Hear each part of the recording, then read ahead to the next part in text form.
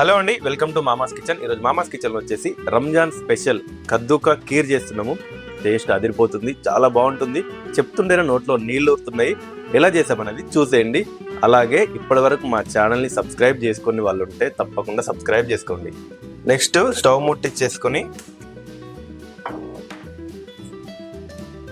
ఒక ప్యాన్ కూడా పెట్టేసుకుందాం. మందం ప్యాన్, కొంచెం మందం ఉంటే బాగుంటుంది.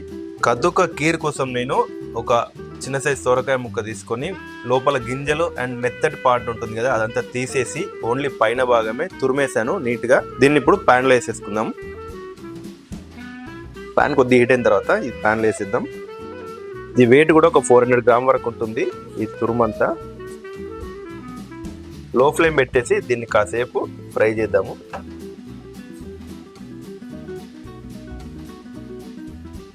నిదానంగా కలుపుతూ దీంట్లో ఉండే వాటర్ మొత్తం ఆవిరేంత వరకు ఫ్రై చేద్దాం. దీన్ని జస్ట్ ఒక 5 to 10 minutes పడుతుంది.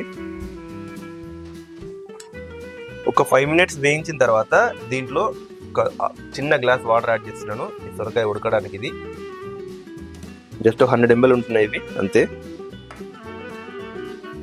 ఇంకొక 5 minutes ఉడికిద్దాం దీన్ని.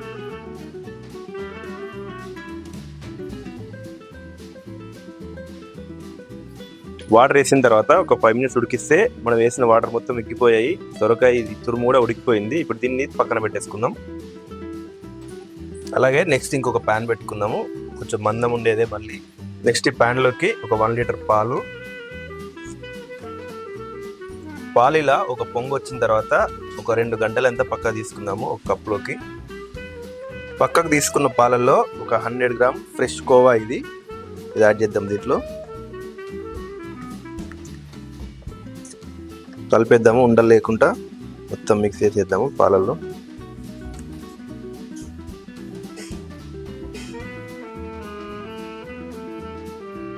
నెక్స్ట్ ఇలాగే మరుగుతున్న పాలల్లో ఒక 1/2 కప్ వరకు అరగంట ముందు నానబెట్టుకున్న సాబుదానా ఇది యాడ్ చేస్తున్నా.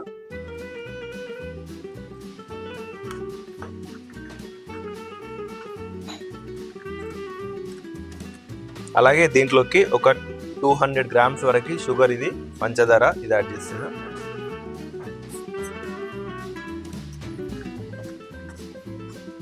షుగర్ కరిగేంత వరకు మసిలిద్దాం కాసేపు, ఒక 5 minutes. ఈలోపు సాబుదానా కూడా మంచిగా ఉడికిపోతుంది ఒక 5 minutes.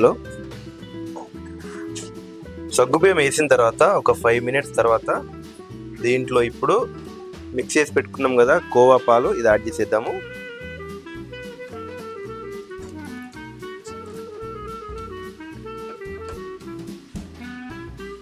అలాగే ఒక 20 దాకా జీడిపప్పుని మిక్సీలో వేసి గ్రైండ్ చేసేసాను, ఇది కూడా యాడ్ చేద్దాం. ఈ పేస్ట్ని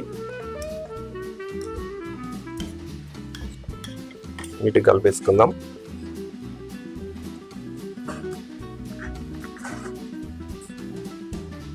లో ఫ్లేమ్లో పెట్టి ఒక 10 నిమిషాలైనా ఉడికించాలి. ఇప్పుడు దీన్ని పాలని ఒక 5 నుంచి 10 నిమిషాలు ఉడికిస్తే ఈ మాత్రం చిక్కబడుతుంది. ఇప్పుడు దీంట్లోకి మనం ఉడికించి పెట్టుకున్న సొరకాయ తురుము ఉంది కదా, ఇది యాడ్ చేసేద్దాము.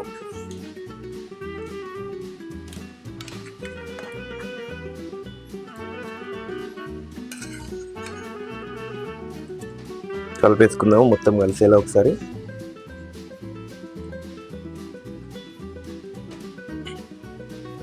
ఇప్పుడు కూడా మంట లో ఫ్లేమ్లో పెట్టే అట్లీస్ట్ ఒక 10 నిమిషాలైనా ఉడికించాలి.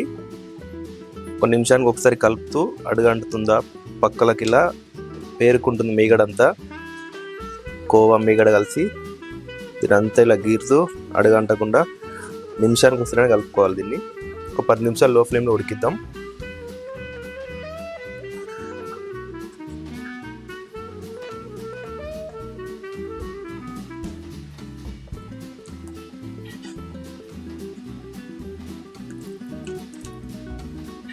అడుగున ఇలా గీరుతూ చుట్టుపక్కల కూడా ఇలా పేరుకున్న కోవా పాలను గీరుతూ పాలల్లో వేస్తూ దీంట్లో 10 నిమిషాలు లో ఫ్లేమ్లోనే ఉడికించాను.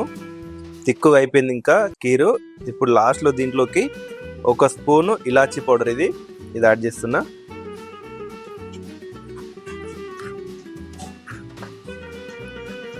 స్మెల్ అయితే అదిరిపోయింది.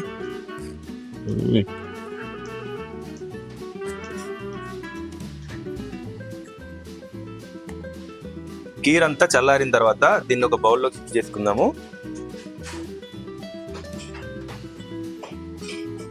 చూస్తుంటే టెంప్టింగ్గా ఉంది, నోట్లో నీళ్ళు వచ్చినాయి. యాక్చువల్ చెప్పాలంటే అదిరిపోయింది.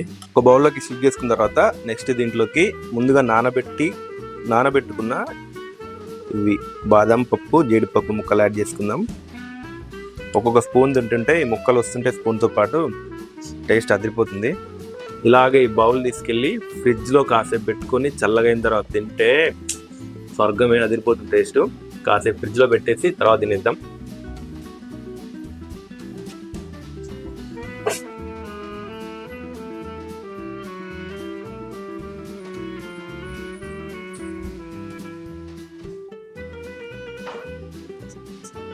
ఒక 1 అవర్ ఫ్రిడ్జ్లో పెట్టిన తర్వాత ఇప్పుడే టేస్ట్ చేస్తున్నాను. చల్లగా ఉంటే చాలా బాగుంటుందని.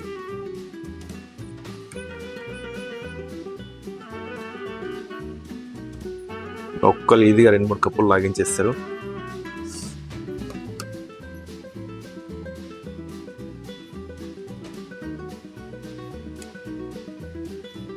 టేస్ట్ అదిరిపోయింది సీరియస్గా. చాలా అంటే చాలా బాగుంది. ఒక్కొక్క స్పూన్కి జీడిపప్పు, బాదం పప్పు, పలుకులు అదిరిపోయింది. ఇలాంటి మరిన్ని రెసిపీస్ కోసం నా ఛానల్ని సబ్స్క్రైబ్ చేసుకోండి. అలాగే లైక్ చేయండి, షేర్ చేయండి. ఫస్ట్ టైం చూస్తున్న వాళ్ళు తప్పకుండా సబ్స్క్రైబ్ చేసుకోండి.